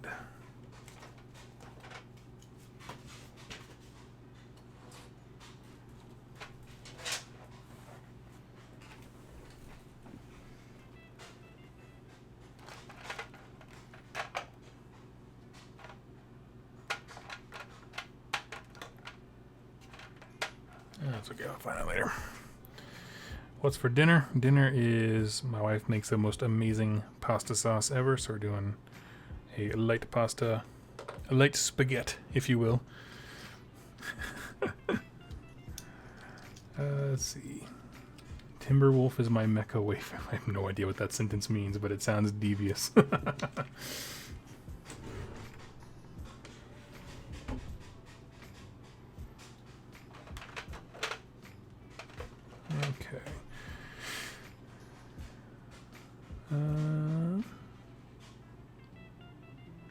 I play tested Gundam tabletop game, so yeah, happy days are coming. Sweet, that's awesome. I dig it. Yeah, I think, you know, just take buy the Adeptus Titanicus rulebook and play with your Gundams. That'd be sweet.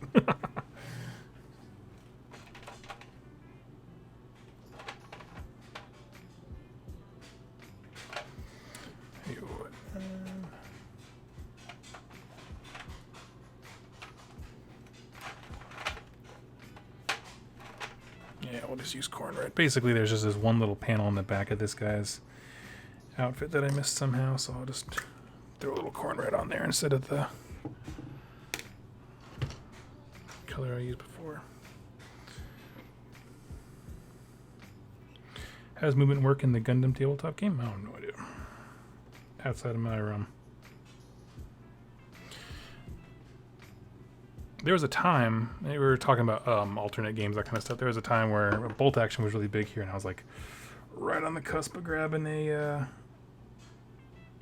army for that. But again, the problem was it wasn't that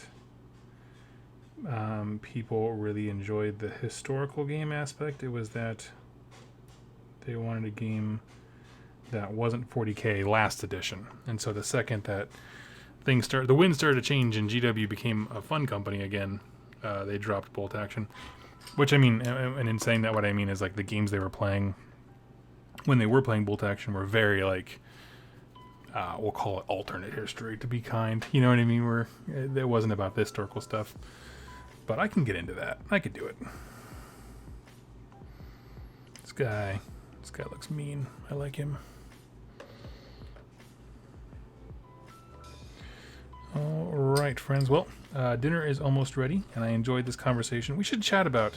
Maybe I'll do a live stream that's dedicated to talking about different kinds of miniature games. Let me look around online and see what I can find, and then maybe while I'm painting up the Untamed Beasts here, we can have a legit chat about some cool stuff that's out there that I wouldn't mind trying at some point, but just don't have a reason to. So, anyway, friends, I will catch you next time. Have a wonderful evening, and happy wargaming.